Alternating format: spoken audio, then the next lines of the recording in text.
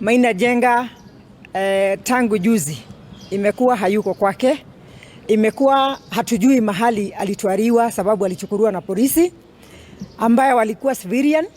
Sijui kabisa ama ni polisi, lakini hii serikali yetu ninaona ni kama kuna mambo zinaendelea ambaye si hasifai.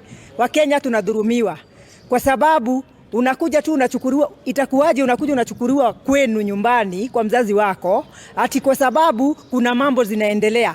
Wewe unaenda kusirikishwa na yale mambo, hauyajui. Kama ungekuwa unayajua, sijui kama huwa hizo maandamano zilikuwa zinafanyiwa kwa baba ya Maina Jenga nyumbani. Hiyo ndio kitu inanishangaza mimi kwamba alafu kidogo tunaambiwa ametolewa kutoka Kajiado hadi Kirinyaga Wanguru Police Station. Tunapofika Wanguru Police Station tunaambiwa huyo mtu hayuko huko. Tena dakika kidogo tunasikia area hiyo kuna ndege ya Uganda ilianguka wapi? Hapo karibu mahali kunaitwa Kagio. Sasa hatujui walimtoa pale wakampeleka Kagio ndio wakaenda na ndege na hiyo chopa, ama walimpeleka wapi?